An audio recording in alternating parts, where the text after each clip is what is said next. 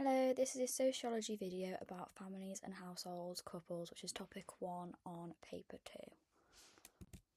First of all, couples and the domestic division of labour, which refers to the roles that men and women in the family do different roles, such as women doing the housework and childcare and men doing the paid work. Sociologists want to know if this is divided equally. So first of all, we've got Parsons, who's a functionalist. He thinks that industrialisation has led to the change in the structure and the role within the family. He argues that urbanisation has been transformative and created the nuclear family, which is what he sees as the ideal family where the woman does looking after the children, the housework, and the man goes to work. And that's what he calls the expressive and the instrumental role, the expressive being for the woman and instrumental being for the man. And he thinks that they are a biological and norm for all families. You can evaluate Parsons as his ideas are outdated. We've got a lot more family diversity now, such as symmetrical families, lone parent families, so therefore one parent is doing both of these roles. Furthermore, the new right would agree with Parsons, as these roles they think are the best way of organising the family. Next, we've got Bott, who identified two different types of conjugal roles within the marriage. So you've got segregated and separate roles. So this is the breadwinner and the female being the carer. Their leisure activities tend to be also separate, so this is pretty much similar to the nuclear family, of them being separate and the man doing the work and the woman looking after the children in the home. And then there's also joint conjugal roles, which couples share their housework/tasks more equally, and their leisure activities tend to be shared as well. Next, we've got the March of Progress view. So Gosciani argued that women working full-time is creating more equal division of labour in the home and more equality within. This was part of the British Social Attitude Survey, and it was saying that 63% of women report doing more than a fair share of household labour compared to 22% of men. So that could be shown as a weakness, because they're thinking it is getting better over time. However, the statistics are showing that it's actually not. It's still the same as how it has been before. And then the symmetrical family, which is identified by Young and Wilmot, found that family life is improving over time because of it becoming more equal for its members. They argue that a trend of turning away from segregated roles more towards a symmetrical family, which is where the roles are similar for men and women, so they might both share the childcare work or they might both go to work. They found this more common in younger couples due to social changes such as change in women's position, geographical mobility, higher living standards and smaller families. That's just to show that March Progress is getting better over time. He's running. The feminist view of housework, so they reject the March of Progress view, and one of these feminists is Anne Oakley. She criticises Young and Wilmot and says their claim is exaggerated. In her own research, she found that 15% of husbands had high levels of participation in housework. You could also use that alongside the British Social Attitude Survey. She says that working women have a dual burden, which is where they're doing paid work and unpaid work. So they're going to work and they're coming home and they're having to do the cleaning and the housework and looking after the children, etc. Hochschild has also then identified emotion work, which is where women also have to balance the emotions of the family members, such as arguments with siblings, an argument with the husband, etc. And then Duncan and Marsden came up with the triple shift, which is including housework, paid work and emotion work, because that means women have to do all three of these things combined. An explanation for gender division of labour. Crompton and Lionnet identified two explanations for the unequal division, one being cultural or ideological, the view that the domestic division of labour is decided by patriarchal norms and values. For example, women perform more domestic labour because it's what society expects and it's how it's been for previous years. This view thinks equality will only be achieved when norms and gender roles changed. Evidence of this would be Gosciani, who found couples with parents who had an equal relationship being modelled to them are therefore more likely to share the housework with their own relationships. Dunn found lesbian couples have more symmetrical families. This is because of the absence of gender scripts. And then next you've got the material or economic explanation, which is the idea that women genuinely earn less than men at work, making it realistic for women to want to spend more time doing housework and with the children, while the men spend more time earning at work. This idea is that the women joining the workforce, we should expect to see more equal amount of division of labour. For example, Khan found that every £10,000 more a woman earns a year, she does 2 hours less of housework a week. Next is resource and decision making. So this is about the inequality of how the family's resources are shared between men and women and who controls the family's income and makes the decisions of how it's spent. For a bit of context, men gain more, women more from women's domestic work than they gain back in financial support. The financial support often comes with strings attached to the wives, and men usually make the decisions about spending on important items. So there's money management. We've got Volga and Paul identified 2 types of control over the family income. We've got the allowance system, which is where men give their wife an allowance each week or a month, which they then need to budget to meet the family's needs, and then the man will keep the rest of the income for himself. We've also got pooling, which is where both partners have access to the income, and it's a joint responsibility for joint bank accounts. So this is something you probably see more with new couples recently over the time, because the allowance system is more what was done previously.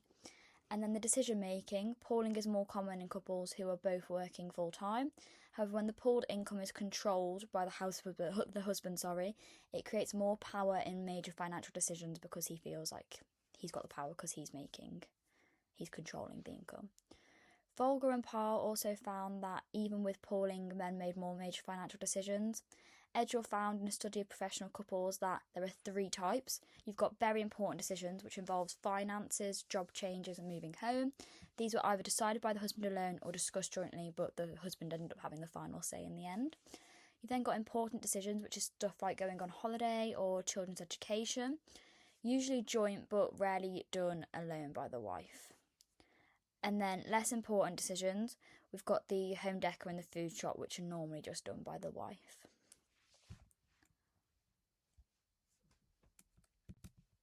Next, we've got cultural versus material explanation.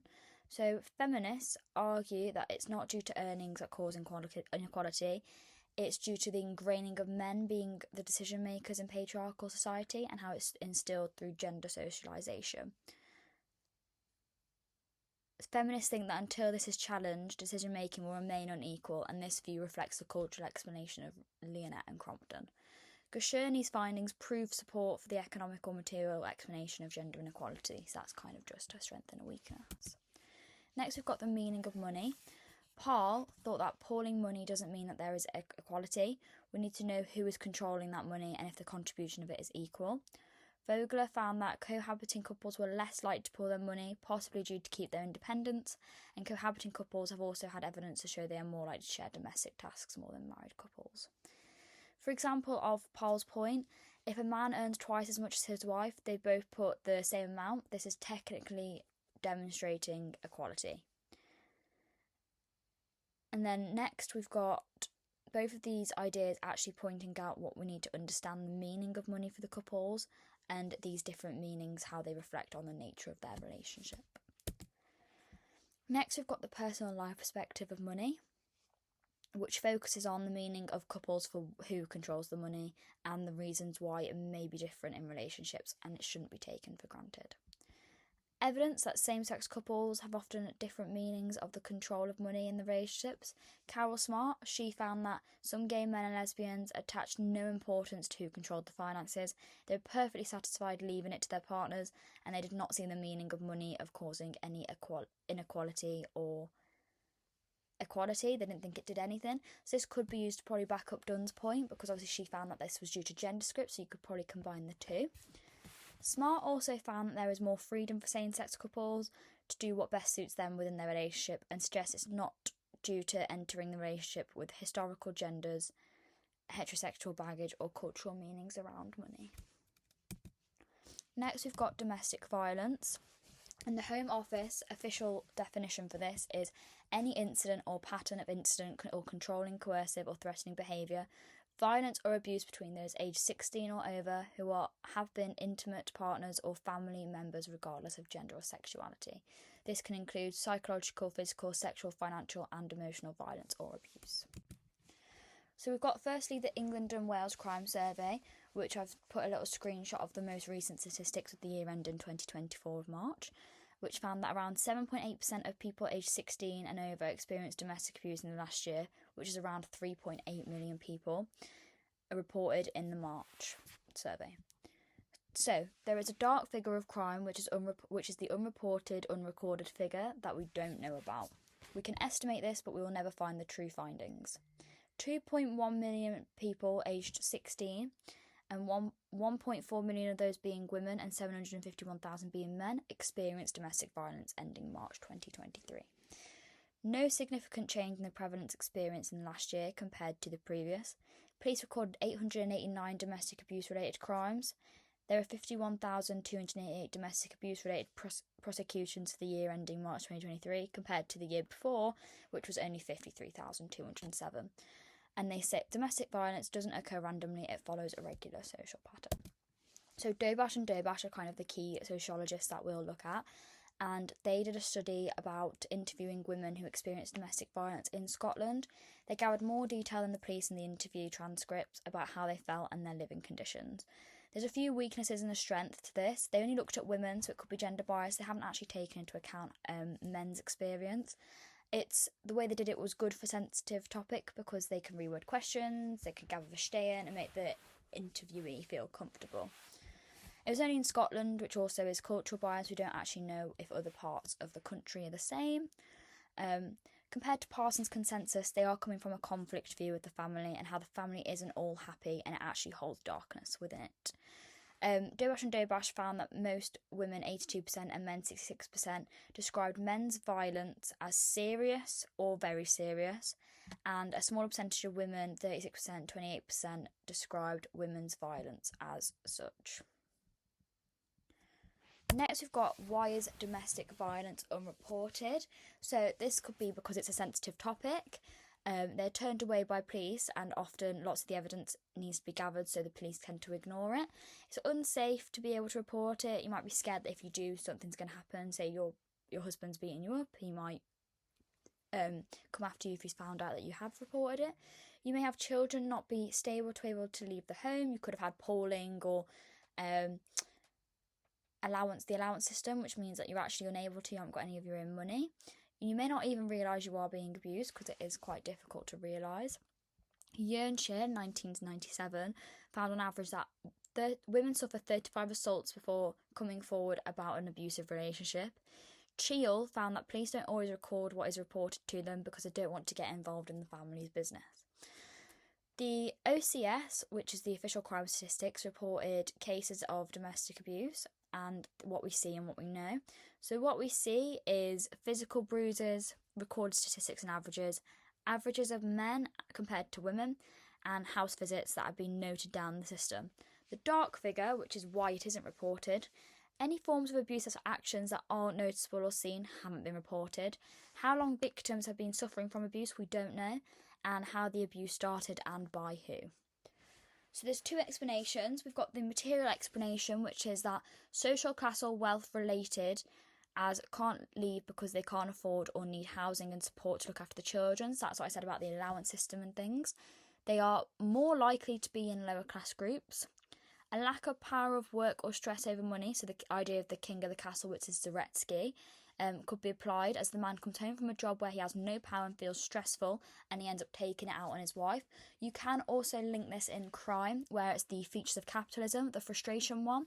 You can add in Zaretsky and how that could actually lead to domestic abuse, so then you're using two areas of the course. Economic control, the allowance system gives the individual money each week, so again you could say that about not being able to leave because you don't have your own money. Marxist feminists also think that inequality causes domestic violence. Fran Ansley say that women are the takers of shit and male workers are exploited at work and take their frustration out on their wives, again linking the idea with Zaretsky's king of the castle. Radical feminist explanation is abuse is how men show their power through patriarchy. Expectations of gender, example, women will birth children. Men must be the breadwinner, what is seen as socially acceptable, and resentment if the roles are reversed. So radical feminists, however, do fail to look at the abuse against men, which means they're not actually getting a bigger picture, they're just focusing on women.